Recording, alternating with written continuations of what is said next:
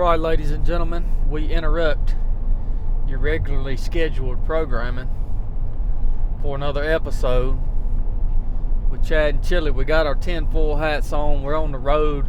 We just came through Laramie, Wyoming. You know, really cool town. Really cool town. Chili was really excited about stopping in Laramie. They had a lot of pride in Laramie, though. I mean, they had a lot of pride in Laramie. They were flying the flag of pride in nearly every business window. Yeah. So, Chili said us out for him now. Yeah. You lose hope? Well, to clarify, I was excited about. You said that was the place, man. Well, I said from my research, it looked pretty awesome. There's good running, pretty close, as far as what I could tell. You know, you go into town, there's supposed to be some pretty good restaurants. It sits at like 7,000, 8,000 feet, and you can get to 10,000 pretty easily. Like, all that was pretty neat to me. It's beautiful out here in Wyoming.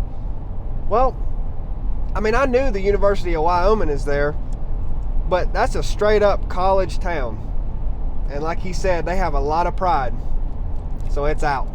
It's a college town, man. I agree with you. I mean, when I think about out west, when I think about Wyoming, I'm thinking about like cowboy country, like red-blooded Americans, like rough people. Yep. And I didn't see any of that during the few hours I spent in Laramie. It was a straight up college town. Well, interesting. Well, there ain't much of that left anyway. And yeah, you ain't gonna find it in a town where a big university is. I didn't know that was there. Yeah, man. Till you told me about it. Yeah, there's all the signs on the road got, you know, the University of Wyoming logo. I mean, it's just a college town like anywhere else, really. Yeah. Just probably a little bit less populated. We have been seeing some pronghorn antelope. That's been pretty cool. First pronghorns I've ever seen. Well, yeah, you saw one alive and I freaking missed it. And then I saw one dead. That's a pretty good representation of how this all goes with Chad and Chili. Well, you finally put your daggone glasses on where you could see like a regular human being. So maybe there's hope for you tomorrow. Well, I'm thinking about getting my eyes fixed, but I don't know what I feel about that yet. By the way, if you guys are tuning in to this this podcast series particularly, you might notice, if you've tuned in for the first time or if you're a long-time listener, you might notice that the audio is not quite as good as it usually is. We apologize for that. I literally have a lavalier mic clipped to my beard right now, and we're getting the best quality audio that we can out of these things. So you may also hear a little road noise. We're currently running about 76 miles per hour slow down an interstate. Yeah, I know. If Chili was driving, I saw him hit 96, 97 multiple times today coming through Nebraska, right?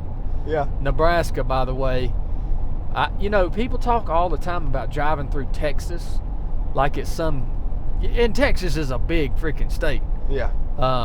But I would say Nebraska would be a close second when it comes to driving through the way we drove through it. Because I'm going to tell you what, brother, that was a freaking haul. Yeah. That was a haul. It took every bit of an entire day to drive through Nebraska from east to west. It took the whole day. Yeah. Yeah, it's a really long state, man. It just never ends. And the landscape never really changes that much. I mean, I think as you get out west, it starts changing a little. Well, it went from corn on the east side, corn and beans, and then west side got super dry. Yeah. And I mean, it's beautiful to me. Like, the people who crap on driving through states like Nebraska and Kansas and whatever, middle America, corn country. I don't know. I thought it was beautiful, but I guess people got different tastes. Well, I think it's been, gosh, man, what's it been? It's been at least a decade since I've drove across the country. Last time I did this, I drove from, well, I've done it twice that I can remember. I drove from Chicago to San Diego, and then from San Diego to Virginia Beach. But that's been a long time ago, and I think it's a really fun adventure, man. If you've never driven across the country, but if you travel, but you usually fly, this is really cool. It's really cool to see America.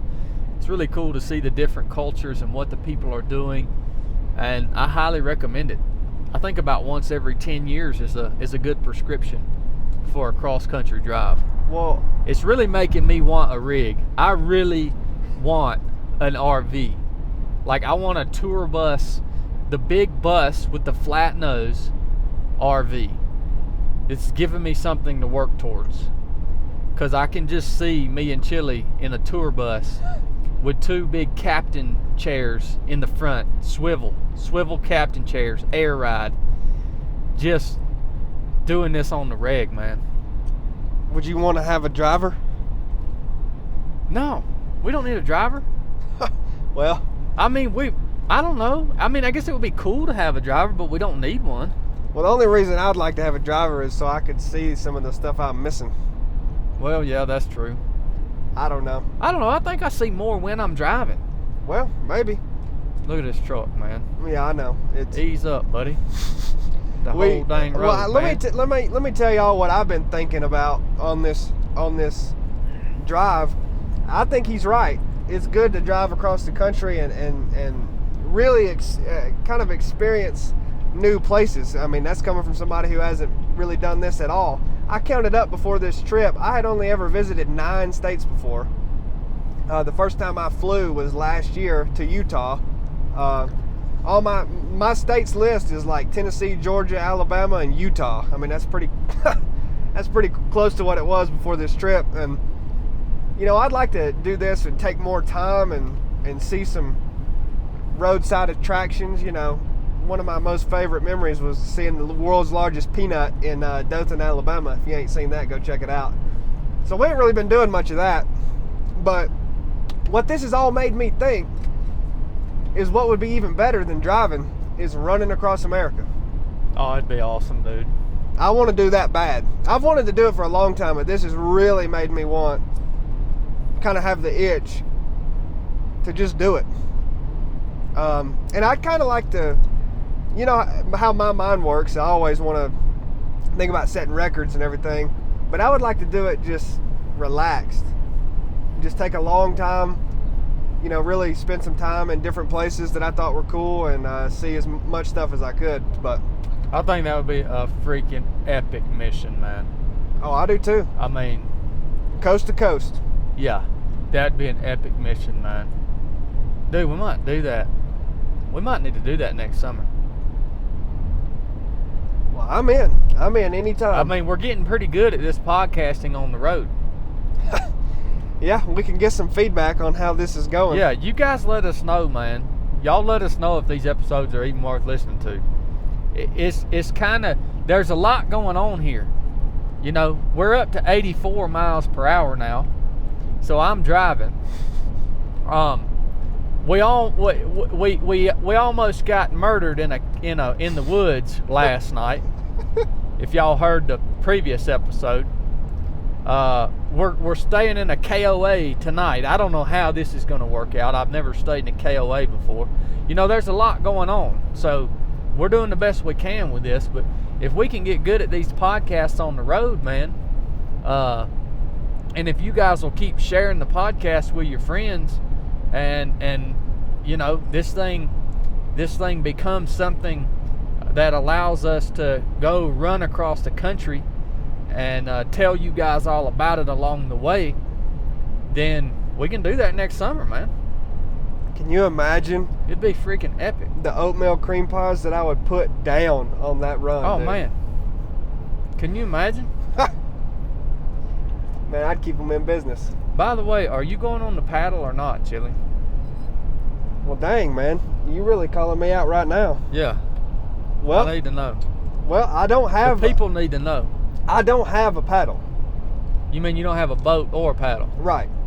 Well, when I asked you before if you were going on the paddle, you said, I asked you if you had a boat, and you said, oh yeah, I got a boat.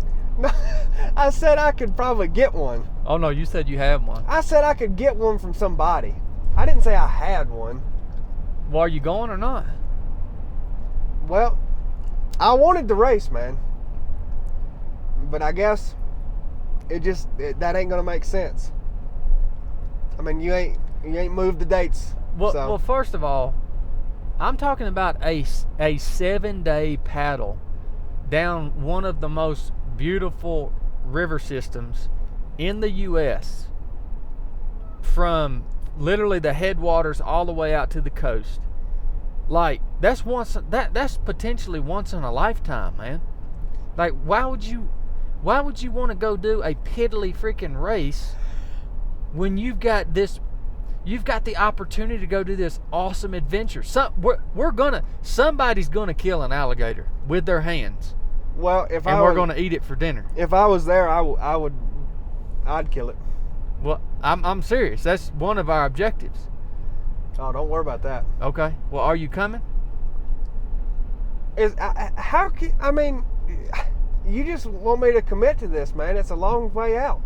No, it's not, dude. It's like 6 weeks out, man. I tell you what, if I get a kayak in order, I'll be there. See, I could see you being more of a canoe man, though. Well, actually, me and my dad were talking about that. I'd rather have a canoe. I really do see you being more of a canoe man. I want a wooden canoe is what is ideal. I'm trying to figure out what to do about that. I mean, the canoe route, that's the more pure way to do that mission. Well, you know, me personally, I hate a canoe. It's the most uncomfortable thing, sitting in a canoe. I like them. Well, I've flipped a couple canoes before. It's pretty fun. They're pretty unstable, man. Yeah, well, that's the way I'd roll. But we can secure you a canoe if that's the way you want to do it. How are you gonna get a canoe? Man, we can get a freaking canoe, man. Everybody in Rome, Georgia has a canoe. Almost everybody. Well, you know I ain't buying one. Well, I mean, we can get you a canoe. I mean, I'd pay somebody if they let me use it, because I ain't like that. But so what you're saying is, if we can secure a boat for you, you're coming. Yeah. Okay. That's what I'm saying. Well, Chili's coming on the paddle then. I know we're getting a little ahead of ourselves. We're currently on an adventure discussing an adventure that's coming up in the future. Yeah, I've learned not to do that. We got to get through the one we're on. Yeah, we do. I just wanted to get that commitment though, man. Well, it's been bothering you, I can tell. It really has, because I don't want to go without you. Well, you ain't gonna have to if you find me a canoe. Part of this adventure here is to train you up. I've told the people and I've told you, you've become a special project of mine, Chili. You say that. See, man, I've done it all. Have you paddled before? There ain't much that I ain't done. Oh yeah, I've paddled. You done a long paddle? I mean. Oh yeah, I've done a long paddle. All right, now a couple podcasts ago, you said you never have. Well, this was when I was active duty. This wasn't for pleasure. Oh, okay. All right. I won't tell that story right now, but I'll tell that later. Remind me of that. Yeah, man. A lot of this stuff is to train you up, Chili. Chad, that's why we're doing it. I screwed up a while back telling you, quit saying I'm your special project. And that was that was a huge error of mine by revealing that I didn't like it when he said that. So now he's going to fit it in on every podcast that we ever do. Look, are you not better now after the situation we had last night? Are you not a little bit better? Well, maybe you're even a little bit better, more prepared. Even though you already were as trained in that. I mean, I'm another day older. Yes, I'm a little better. That's right. I mean, that applies to anybody. Okay. Yeah. I mean, of course, I'm not claiming I'm at any some high level. You know how I am, man. I mean, I'm so pure I don't even want a canoe. I just want to get on dry land and run. I mean, I'm not into no equipment, no gear, nothing. Well, you talk about a pure mode of travel. Yeah, man. You do understand that Native Americans and also the early explorers, that's how they travel. Well, on foot first. They primarily traveled, they moved up waterways. Well, they never left waterways because there were no trails. Well, water was life too. They could never leave it. Yeah, and there were also no trails. You try to cover ground off trail. Yeah, it's slow. Especially back then.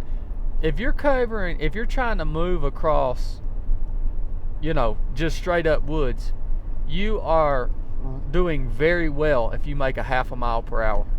Yeah. So in my mind, doing this long paddle, man, is a very pure form of human travel, and it's really going back to the original way that people explored this nation initially, this new world. I mean, I do have, that's not the only reason I'm going to do this, but I do have an attachment to that aspect of it. What is the reason? Because, I mean, clearly I'm not as excited about it as you are. I mean, because you're brimming with excitement. So what is the reasons that you want to do this so bad? I think there's a lot of reasons. I think, one, it is going to challenge me in a lot of new ways because it's a new environment. And like I say, I've paddled before in the teams. I've spent a lot of time on the water, but this is different, man. This is like pleasure. It's in a river. Most of the time when I was in the teams doing this type of stuff, it was on mission. It was usually in salt water in a bay or out over the horizon on the ocean, or sometimes in lakes. It's going to challenge me in new ways. And also it's going to force me into that new mode of travel where I'm having to sit. I don't get to use my legs, which is the strongest part of me, and I've got to use my upper body in order to propel this boat for 20 miles a day for 7 straight days. I'm looking forward to that. I'm looking forward to the adventure aspect of it, not having predetermined locations to where we're going to camp, or there's going to be no resupply. We're going to be totally self-sufficient for 7 days. It's been a long time since I've done that, since I've been out on a mission of that length, period.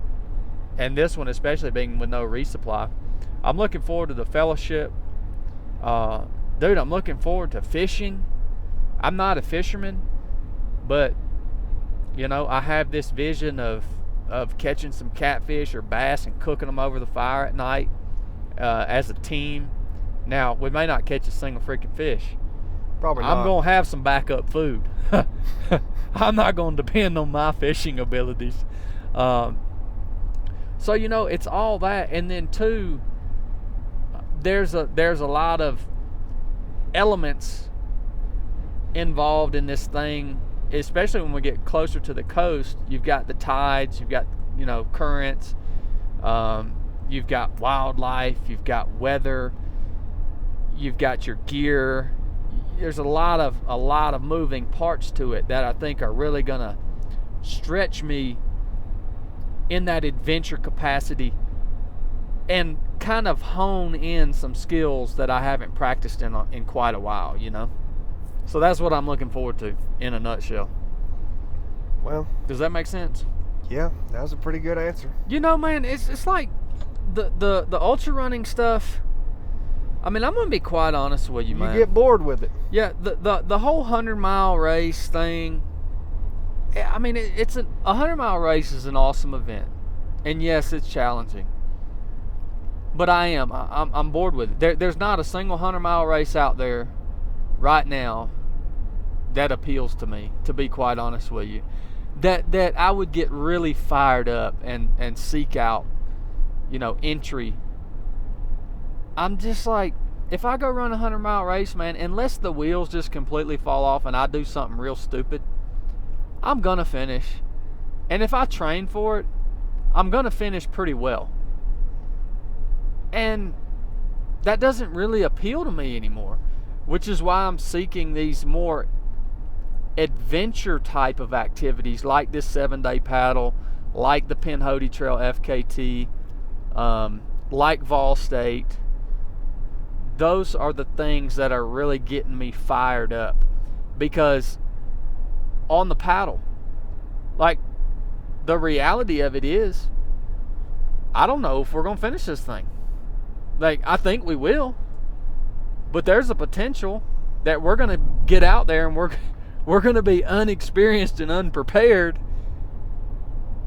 There's a possibility that we don't finish the Pinhoti FKT. There's a significant possibility that we don't finish that. Vol State, the same thing.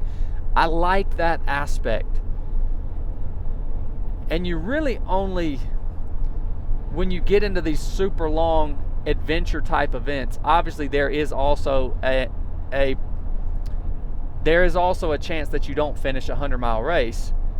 But when you're doing something that's 4, 5, 6, 7 days long, and it has a lot of moving parts to it, that chance of not finishing goes way up. And I like that aspect of adventure, man. Yeah. I mean, I know you like to go fast. Well, I totally get it. I think there's still a part of me. Once again, I'm still in such a weird spot. It's been weird for me. But I still have this desire to see where my true potential is at going fast at certain distances or certain timed events. There's a lot I want to do. So, I get it, man. I get where you're coming from, though.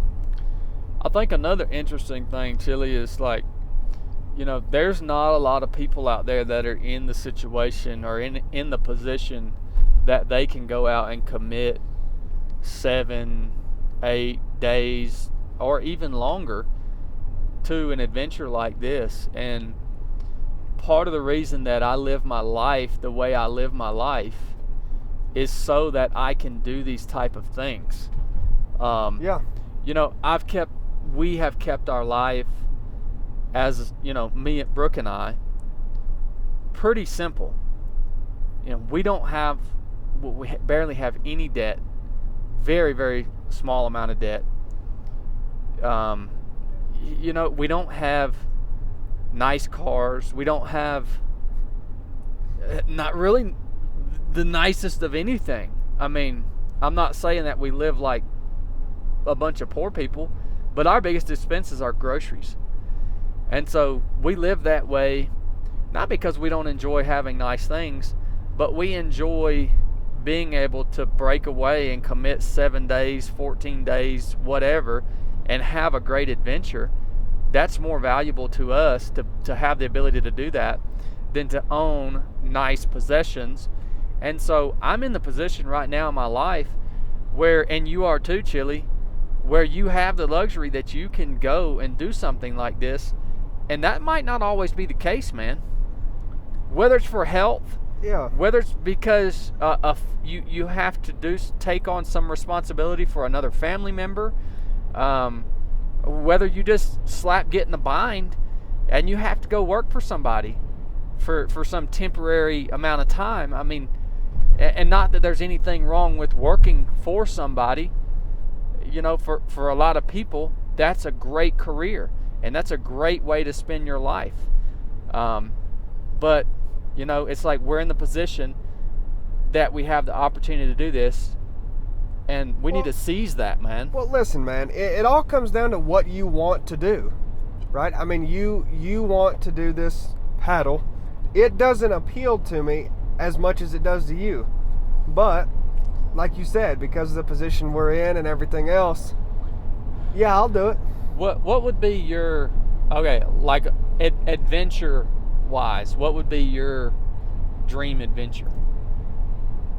Well, honestly, I think adventure-wise, running across America, doing the Appalachian Trail.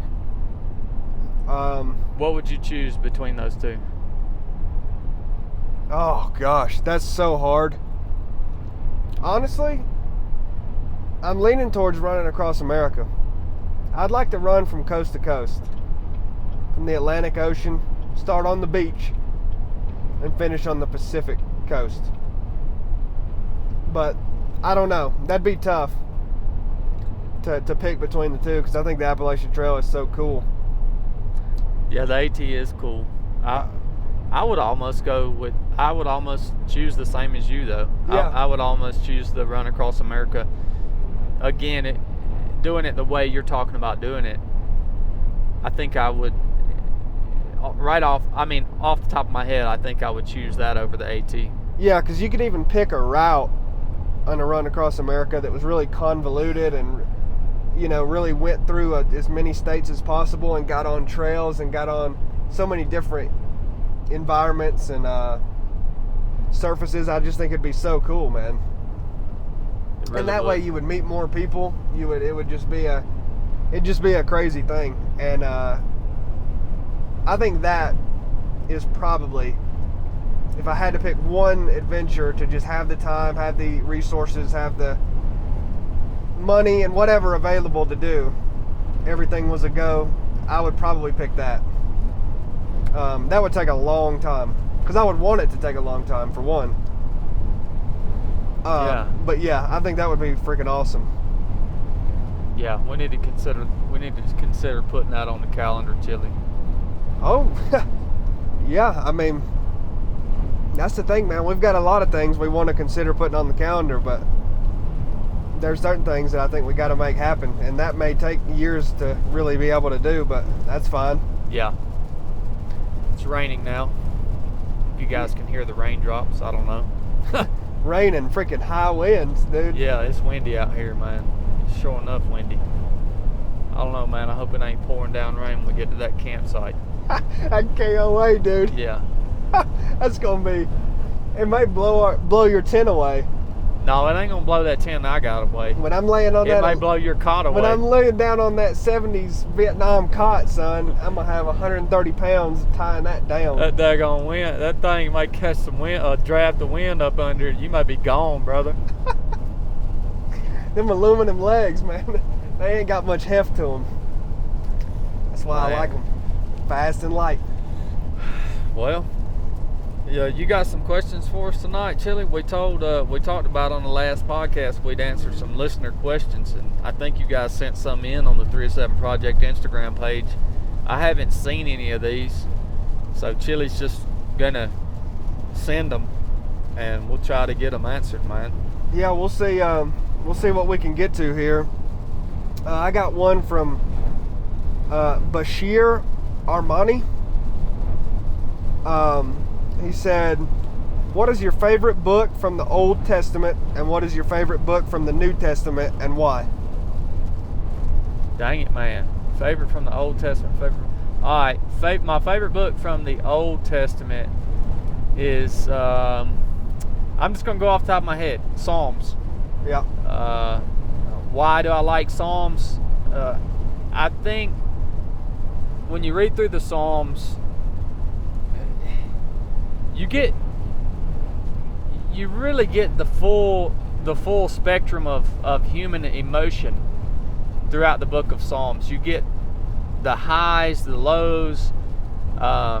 You can get a picture of significant faith and courage, but you also can get a picture of significant times where King David, I think for the most part, wrote the Psalms. Is that right, Chili? Yeah.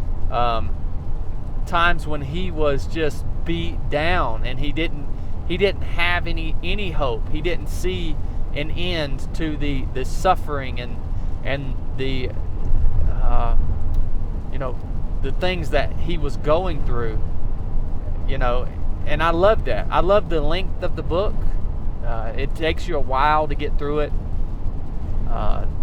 So, it's probably one of my favorite books in the Old Testament to read through. I'd say second favorite in the Old Testament would be Genesis. Yeah. I love reading the account of God's creation because it makes sense to me.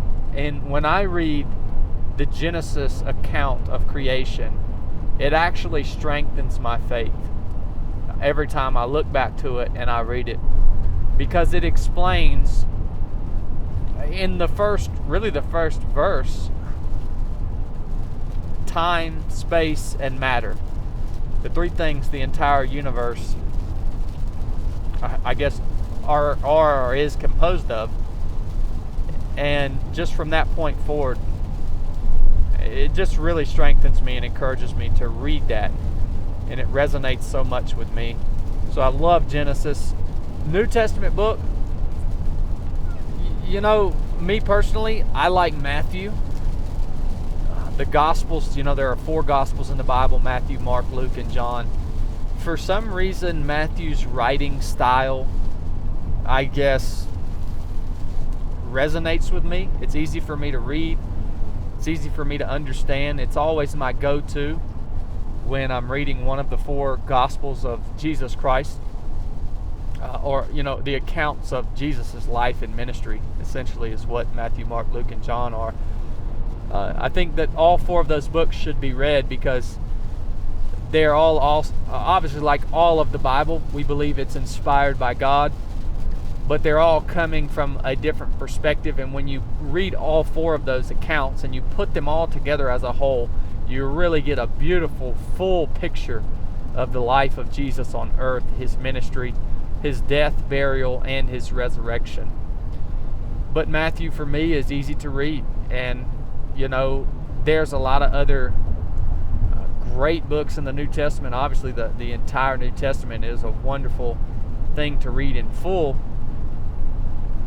But, man, a lot of times when you just go back to the teachings and the words of Christ himself while he was on earth, it really strengthens me personally. So that's my favorite book in the New Testament, man. How about you, brother? Yeah, I've been asked this a lot, and it's kind of an interesting question for me. Like, what is my favorite book? I mean, I don't really have one per se. I mean, but I understand like why people ask that question. I really do. So I mean, what I would say is kind of similar to Chad, actually, as far in the Old Testament. Genesis is, that's the beginnings, right? I mean, that's the origins. It's cool to read that. I mean, that is like the foundation of it all. And I mean, really for the same reasons he gave. I mean, I think that the creation account, Genesis 1, is written in such an interesting manner. And my lack of knowledge on the original Hebrew of the Old Testament, and the Koine Greek of the New Testament is not what it needs to be. But I do love studying that. Well, I should do it more, but it's always so interesting to me. And the original Hebrew, it's fascinating, and I think it gives you a deeper understanding of what the text means. So yeah, Genesis for that reason. And also in the New Testament, kind of something that's, I don't know, maybe not typical, is Ecclesiastes. And really the reason for that is... Hold on. Ecclesiastes is an Old Testament book. Yeah. Oh, you still talking about Old Testament? Yeah. Oh, okay. Yeah. I thought you transferred to the New Testament. No, Genesis and Ecclesiastes in the Old Testament. Gotcha. Ecclesiastes is, I don't know, I just think it's also written in a very fascinating way. And it's just, the chapter, for some reason, I've always just gravitated towards it and trying to understand about everything is meaningless or everything is futile. It's just such a, I don't know, I think sometimes I feel that way personally. So reading that and trying to dig deeper into understanding what that really meant. It's fascinating. So I like that book too. Now, as far as the New Testament, once again, a favorite book is just an interesting question, but I've primarily studied Matthew, Mark, Luke, and John. I've studied Acts, written by Luke, heavily. I've studied Revelation heavily. Of course, all of Paul's letters. Revelation's obviously super interesting. The Gospels, obviously the pure value that has.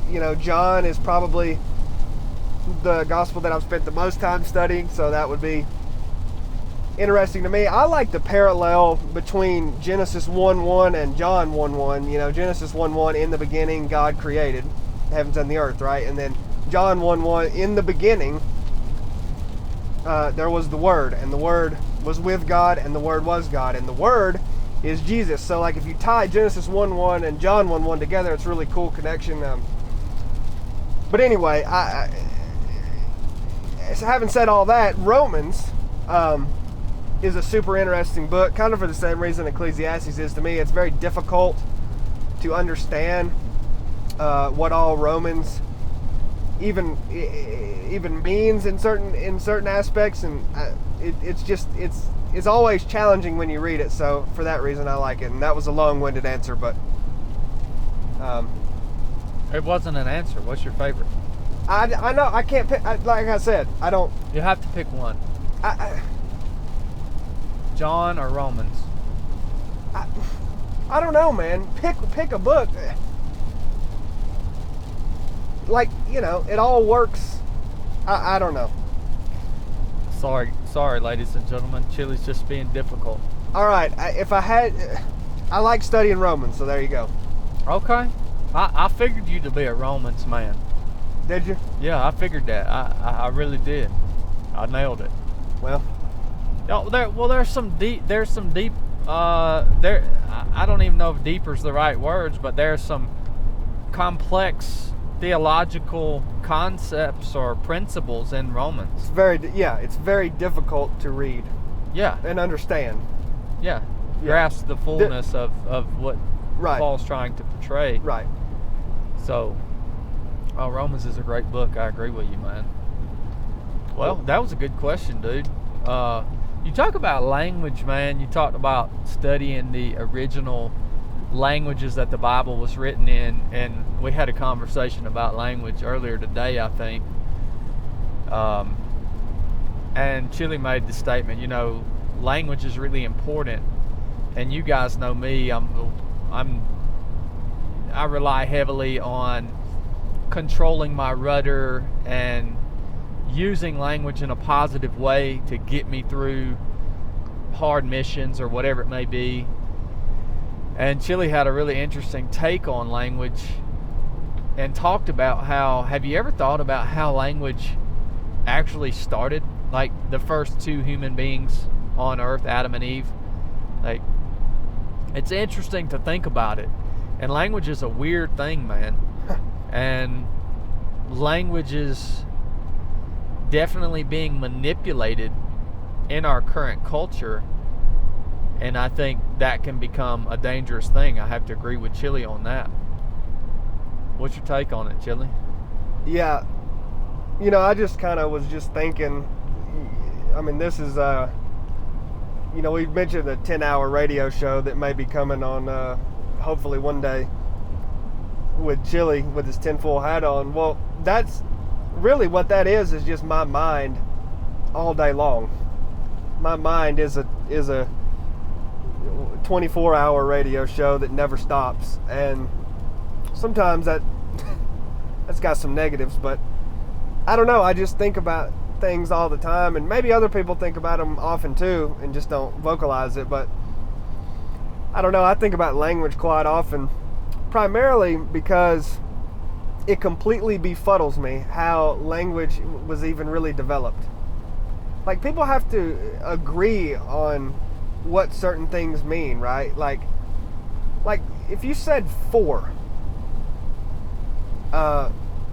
you know, people who don't speak English, I imagine that doesn't conjure up anything in their mind. But if you do speak English, you know, you may think FOR, you know, and that's even hard to define, but what that would mean, or you may think the number 4, and like the number 4, what is it? It's so confusing, man, to think about language. You get in this weird, you can't even talk about it, or I can't, intelligently, because it's like, we've all agreed that word, that sound we make with our mouths means, you know, four of something. Like you can't even...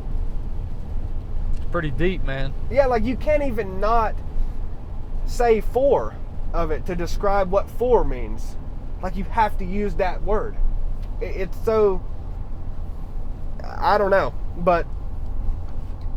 And so it's so interesting to me how our society, our culture now is manipulating language, and for a certain purpose, to really deceive people.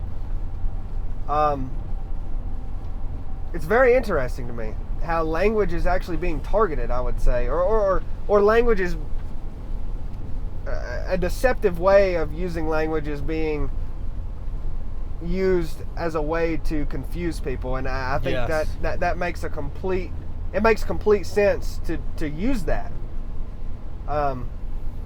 So it's just fascinating. I think, you know, I'll go ahead and mention kind of what I'm talking about, just so it's not just this abstract idea. Provide an example. You know, there is 2 genders. I'm really not interested in debating anybody on that fact. You know, that there's male and female. And we're literally in the process of trying to convince society to accept new genders, new gender identities. We've constructed these random words like Zer and Zim or something. Latinx. Yeah. Yeah, it sounds like Kleenex. I mean, I wouldn't wipe my nose with it, man. Like, Latinx. I don't even know what it is. Latinx. Are you Latinx? I don't even know how you're supposed to say it. That's Joe Biden, I think, made that up himself. By the way, if you're on the East Coast, it's 11 o'clock at night right now. So we're trying to bring you a little more energy than Joe Biden brings you. I hope we're successfully doing that. Yeah, I don't know if we're delivering. You've told me I have about the same energy as Joe sometimes. I like when old Joe gets up on stage, man, and he brings about 0.5 energy. 0.5 energy is about all he can muster. That's on a good day. Well, it's past my bedtime, so I'm doing pretty good. No, man, it's you know, and not only like you said, are we trying to create new words to identify or portray something that doesn't actually exist in reality, but you also see, you see a lot of words that get hijacked completely. Yep. It's essentially the word gay. I did an Instagram story the other day for PT, and I said something was gay, and I think Brooke was like, you don't say that. And I was like, no, you no longer even understand. That word no longer even portrays what it was meant to mean. So the word has been hijacked, and it's been manipulated into something completely different than what it was, what it originally was meant to portray. Well, you know what's so fascinating about that is literally the reason that is allowed to happen is because of societal acceptance. Like, we have all, like I said, words don't mean anything inherently. Yeah. Like, the word car does not mean anything inherently. No, you would be saying the sound car. Right. The sound car. I just made the sound car. Yeah, with your mouth. Yeah. That has no inherent meaning. But we have all came to the agreement that that sound we make with our mouths means a couple 1,000-pound hunk of metal with 4 wheels that rolls down the interstate, right? Yep. So if society ends up basically agreeing that a word has a new meaning, then it does. Yep. I don't know. It's just fascinating. Yeah. It really is. I mean, the homosexual whatever community has hijacked quite a few words. Yeah. They, for some reason, they like doing that. And a few symbols. Yeah. Yeah. Yeah. That's yeah, exactly. It's insane, dude. But I hope you guys don't think that we are homophobes. No. Both of us have people in our lives that are living lives of homosexuality, and we love them, and we would do anything for them. Jesus gives you the unique ability to separate the sin or the lifestyle from the person in your heart. Now, I know that may be hard to understand if you have never felt that before. You can only feel that by the grace of God. You can only come to an understanding of what that actually looks like when you do accept Jesus. And it is an actuality. You can separate the lifestyle of sin from the person. And it's essential, or else you will get consumed by hatred. So, well, you'd have no other option. Yeah. I mean, you would hate me for the sins that I commit. You're exactly right. Right? I mean, you wouldn't just hate your, a homosexual family member. You would hate your mother and father, literally and brother everyone, and wife, and yeah, exactly. You have to be able to do this.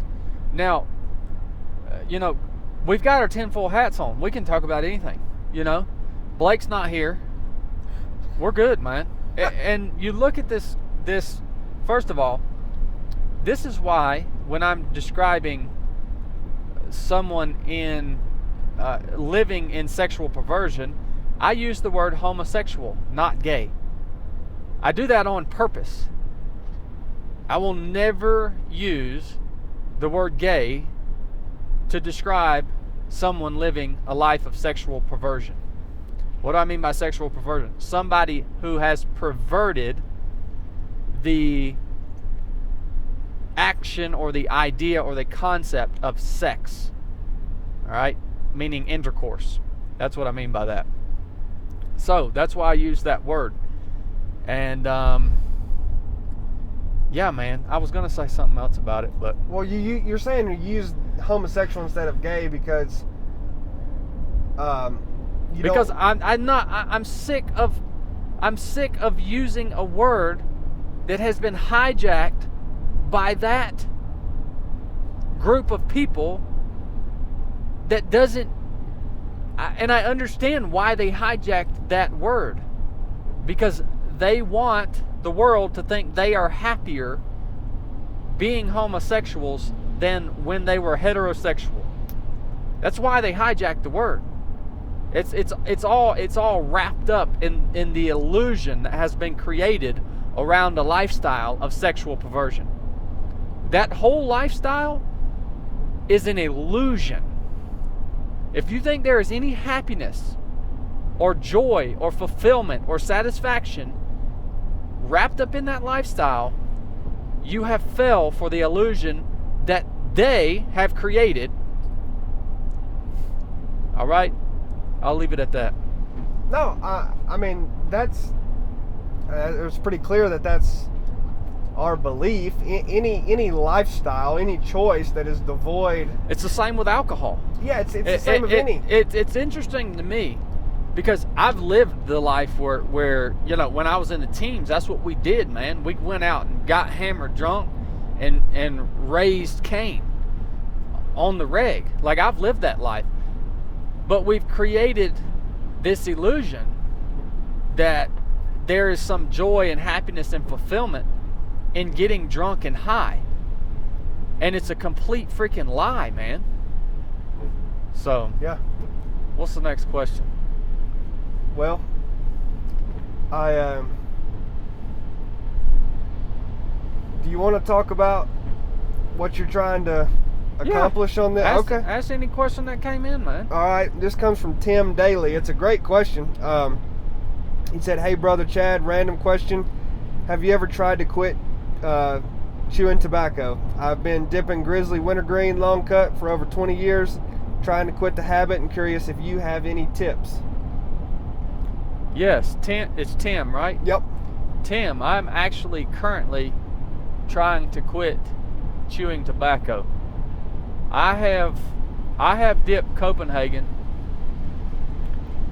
just about since I can remember. And so probably about as long as you, Tim. And you know, the addiction and the habit was just fostered throughout my career in the Navy, because that's what we did, man. In the teams, everybody dipped snuff. You did it when you were working, you did it when you were hanging out in the platoon hut. It was part of the culture, just like alcohol was. And so I've tried to quit. I say tried to quit. I've said I was going to try to quit a few times in the past. And right now, I am currently, I think I'm going to get it this time, man.